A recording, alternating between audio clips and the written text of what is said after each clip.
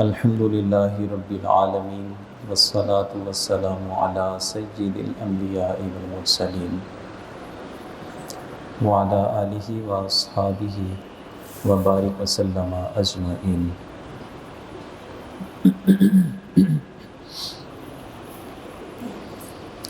معزز سامعین، آج کے درس میں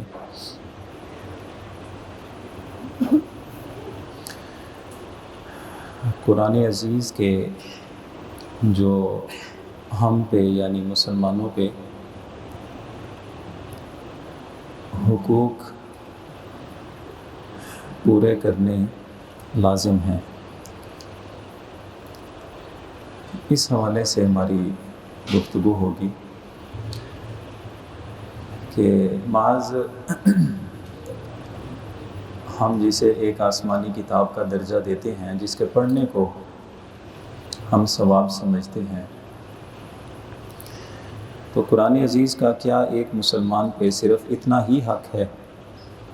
کہ اس کی عزت کرے، اس کا ادب احترام کرے، اس کی تلاوت کرے، یا اس کے علاوہ بھی کوئی اس کا حق بنتا ہے؟ یہ ایک اہم ترین عنوان ہے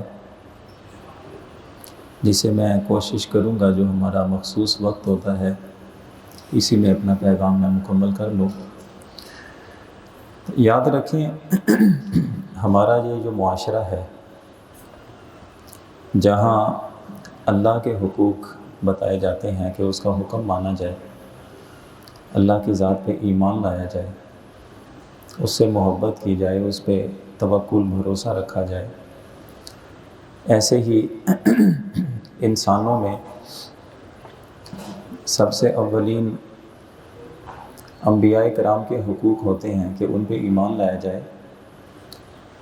اور ان کے فیصلے اور ان کے حکم کو ہر چیز پہ مقدم سمجھا جائے۔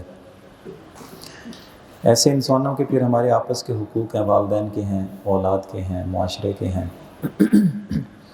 اسی طرح قرآن عزیز جو اللہ جل شانہ نے حضور سید عالم صلی اللہ علیہ وسلم پہ نازل فرمایا، اس کے بھی حقوق ہیں جسے پورا کرنا ہر مسلمان کا فرض بنتا ہے۔ تو اہل علم نے اس حوالے سے بات لکھی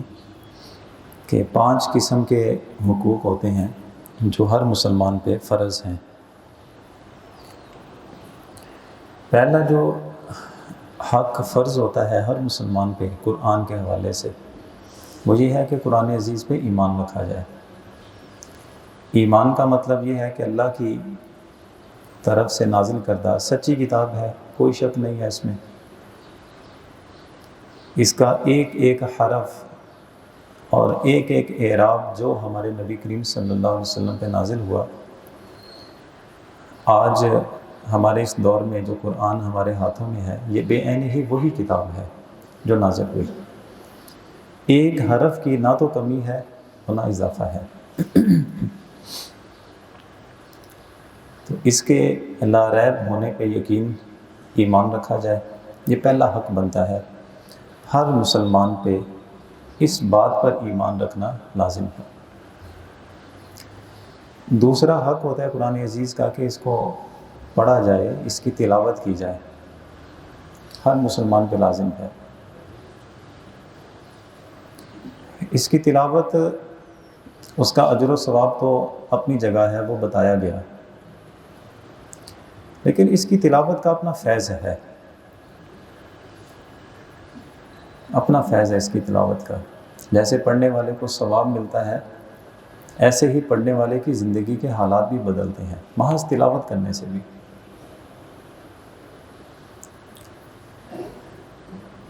ماں اپنی گود میں بچے کو لے کے اگر وہ قرآن کی لوریاں دیتی ہے تو ظاہر ہے وہ بچہ جب بڑا ہو کے دنیا کے سامنے آتا ہے تو وہ حضرت بختیار کاکی رحمۃ اللہ علیہ کی صورت میں آتا ہے۔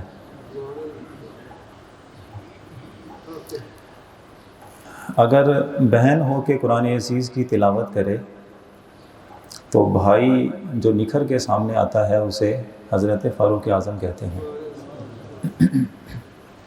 یہ محض تلاوت کا فیض ہے، تو اس لیے اس کی تلاوت کو ہم ہر روز کا معمول رکھیں، جس طرح ہم اپنے جسم کی ضرورت کے لیے ہر روز اپنے لباس کا خیال رکھتے ہیں، میلا کچیلا تو نہیں ہو گیا، ہر روز اپنی خوراک کا لحاظ رکھتے ہیں کہ جسم کی پیٹ کی ضرورت ہے، ہر روز اپنے جسم کو تر و تازہ رکھنے کے لیے نہاتے ہیں، کیوں؟ فریش رہنے کے لیے، یہ ساری چیزیں ضروری ہوتی ہیں۔ روحانیت کی بھی یہ غذا ہے، روح کو ہر روز نکھارنے کے لیے جو مختلف طریقے بتائے گئے، بہترین طریقہ یہ ہے کہ ہر روز قرآن عزیز کی تلاوت کی جائے، اس سے روح پرسکون ہو جاتی ہے، روح پاکیزہ ہو جاتی ہے اس سے۔ یہ دوسرا حق ہے کہ اس کی تلاوت کرے، ہر مسلمان اس کی تلاوت کرے۔ اور تیسرا حق بنتا ہے کہ تلاوت صرف الفاظ کا دہرانا اور صورتوں کا مکمل کر لینا ہی کافی نہیں ہے، بلکہ اس کو سمجھ کے پڑھنا۔ یہ ہم سے کہتا کیا ہے؟ میں عرض کروں کہ جس بندے کو اس بات کی گہرائی کا علم نہیں ہے کہ قرآن عزیز جب اللہ کا کلام اس طرز کے ساتھ جب وہ کلام کرتا ہے، یا ایھا الذین آمنوا، جس بندے کو سمجھ کے نہیں پڑھنا آتا، اسے کیا پتہ لگے گا کہ اللہ نے کتنی محبت سے فرمایا کہ اے ایمان والو میری بات سنو؟ وہ بندہ کیسے سمجھ سکے گا کہ اللہ کی محبت کا اظہار کیسا ہوتا ہے؟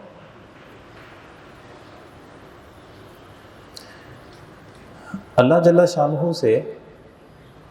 جب بندہ سوال کرتا ہے، کچھ مانگتا ہے، جیسے کہ صحابہ کرام نے عرض کی کہ حضور ہم اپنے رب سے کیسے مانگا کریں، تو ارشاد فرمایا، اللہ کا کلام نازل ہوا، وَإِذَا سَأَلَكَ عِبَادِي عَنِّي فَإِنِّي قَرِيبٌ، کہ میرے بندوں سے یہ بات فرما دیجئے، میرے بندوں سے کہہ دیجئے کہ جب بھی تم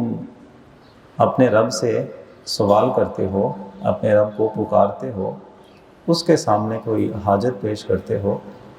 تو فرما دو فَإِنِّي قَرِيبٌ، میں ان کے پاس ہوتا ہوں۔ جس بندے کو قرآن کی سمجھ نہیں ہے، وہ اس حقیقت کو کیسے سمجھے گا کہ اللہ کا پاس ہونا؟ ہمیں دنیا کا کوئی صاحب اختیار، کوئی مالدار آدمی صرف اتنی تسلی دے دینا، میرے بھائی گھبرانا نہیں ہے گا، صرف 2 لفظ ہمیں کوئی مالدار، کوئی صاحب اختیار، ایتھارٹی والا بندہ صرف 2 لفظ کہہ دے کہ تو نے پریشان نہیں ہونا، اسی بھرا بنے ہیں تیرے، تو بندہ اس کی لفظوں کی فیلنگز اپنے اندر کیسے محسوس کرتا ہے؟ کیوں؟ کہ اس بندے کے پاس ایسا اختیار ہے کہ کبھی مجھے کمزور نہیں پڑنے دے گا۔ تو اللہ جل شانہ نے فرمایا کہ اے میرے نبی، آپ میرے بندوں سے آپ فرما دیجیے، یعنی اللہ نے خود فرمایا کہ یہ میرے بندے ہیں جو مجھ سے مانگتے ہیں، آپ ان سے فرما دیجیے کہ جب بھی مانگتے ہیں فَإِنِّي قَرِيبٌ، میں ان کے پاس ہوتا ہوں، مجھے دور نہ سمجھیں۔ کتنی بڑی تسلی ہے بندے کے لیے۔ اچھا فرما کون رہا ہے؟ کوئی انسان نہیں ہے کہ جس کے اتھارٹی کو آپ چیلنج کر سکتے ہیں،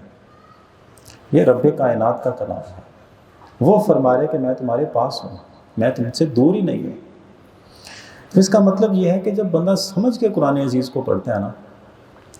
پھر جو اس کا فیضان بندے کو نصیب ہوتا ہے، وہ لفظوں کی ایک حرارت ہے جو بندے کو اپنے جسم میں محسوس ہوتی ہے۔ یہ جو حضرت علامہ رومی رحمۃ اللہ علیہ نے ایک بات لکھی ہے نا، آپ فرماتے ہیں بارش ہوتی ہے نا، بارش، اس کا پانی زمین پہ برستا ہے، زمین میں نمی آ جاتی ہے، اس نمی کا اثر کیا ہے کہ اس سے پودے، گھاس، ہر قسم کی کھیتی اس سے اگتی ہے۔ قرآن عزیز کو سمجھ کے جب ہم پڑھیں گے نا، آپ کو حقیقت سمجھ آئے گی، پھر جو آپ کی آنسو نکلیں گے، آپ کی آنکھیں نم ہو جائیں گی، وہ جو بارش برستی ہے اور زمین نم ہو جاتی ہے، گھاس اگاتی ہے، وہ جو تمہاری آنکھوں سے آنسو نکلیں گے، وہ تمہارے دل کی زمین کو زرخیز کر دیں گے۔ اس کے بعد پھر کیا ہے اللہ کی رحمتیں، اللہ کی محبت، اللہ کی اطاعت، اللہ کا توکل، اللہ کا خوف، خشیت، یہ سارے پودے تیرے دل میں اگنا شروع ہو جائیں گے جب تمہیں سمجھ آ جائے گی قرآن تجھ سے کیا بات کر رہا ہے۔ یہی وجہ ہے کہ حضور سید عالم صلی اللہ علیہ وسلم نے ارشاد فرمایا لا خیر من عین لا تبکی من خشیت اللہ، اس آنکھ میں تو کوئی بھلائی نہیں ہے جس کی آنکھ اللہ کے خوف سے کبھی روئی نہ ہو۔ اس لیے قرآن عزیز کو سمجھ کے پڑھیں اور اس کے بعد دیکھیں کیسا فیض حاصل ہوتا ہے اس سے۔ اور آگے اس کے بعد پھر یہ تیسرا حق میں نے عرض کیا۔ چوتھا حق قرآن عزیز کا ہر مسلمان پہ یہ ہے کہ قرآن عزیز نے جو تمہیں بتایا ہے حلال کیا ہے، حرام کیا ہے، حکم ماننے ہیں، فرائض کیا ہیں، احکامات کیا ہیں، اللہ نے کن چیزوں سے منع کیا ہے، یہ ساری چیزیں جو تمہیں سمجھ آتی ہیں انہیں اپنی زندگی کا حصہ بناؤ، ان پہ عمل کرو، کیونکہ قرآن عزیز جو در حقیقت نازل ہوا ہے وہ نازل ہی عمل کرنے کے لیے ہوا ہے۔ یہ کوئی قصہ کہانی، کوئی کتاب نہیں ہے، فلسفے کی کتاب نہیں ہے کہ چلیں مسلمان ہے اس کو پتہ ہونا چاہیے کہ اس سے پہلے کیا ہوتا رہا، اس کو پتہ ہونا چاہیے آئندہ کیا ہونے والا ہے، اس کو پتہ ہونا چاہیے کہ دنیا میں بادشاہ کتنے آئے تھے، نبی کتنے آئے تھے۔ یہ کوئی معلوماتی کتاب نہیں ہے، یہ پوری زندگی کا ایک سلیبس ہے۔ میں سادی سی مثال عرض کروں کہ ہمارا بچہ کسی اسکول میں پڑھتا ہو، اسے کتابوں کی ریڈنگ بھی بڑی اچھی آتی ہے اور وہ ٹرانسلیشن بھی بڑی اچھی کر لیتا ہے، لیکن وہ جو سیکھتا ہے، سمجھتا ہے، پریکٹیکل لائف میں اگر آپ اس سے پوچھیں، انجینئر کوئی بندہ مثال طور بن گیا، مہنگی کتابیں، مہنگی یونیورسٹی سے اس نے ڈگری حاصل کر لی، آپ اس سے کوئی بھی اس کی فیلڈز کے متعلق کوئی بات پوچھیں، اس کے ایکسپیرینس کے حوالے سے پوچھیں، آپ کو جواب نہ دے سکے۔ کتنی قدر رہے گی ہمارے نزدیک، کتنی قدر ہے اس یونیورسٹی کی، اس ڈگری کی، اس تعلیم کی کہ جس نے بندے کو کسی قابل نہیں بنایا۔ تو اس لیے قرآن عزیز جو نازل ہوا یہ عمل کے لیے، اور وہ عمل کی مثالیں ہی قرآن نے بیان کی، دونوں قسم کی، کہ اللہ کی اطاعت کرنے والے نیک لوگ بھی اس دنیا میں آئے، قرآن نے ان کا بیان کر دیا، اور جو اللہ کی تعلیمات کے باغی ہو کر جنہوں نے زندگیاں گزاری، قرآن نے ان کی مثالیں بھی دے دی، سمجھ لو۔ اچھے لوگوں کی مثالیں بھی تمہارے سامنے ہیں، برے لوگوں کی بھی سامنے ہیں، اب تمہیں اختیار دے دیا گیا، تمہیں سمجھا دیا، تم بھی دیکھ لو دنیا میں انسانوں کے معاشرے میں رہ کر وہ چلے گئے، کیا حال ہوا ان کا۔ تو کیا نصیحت پکڑنے کے لیے فرعون کی مثال، نمرود کی مثال، قوم لوط کی مثال، بنی اسرائیل کی مثالیں یہ ہمارے لیے کافی نہیں ہیں؟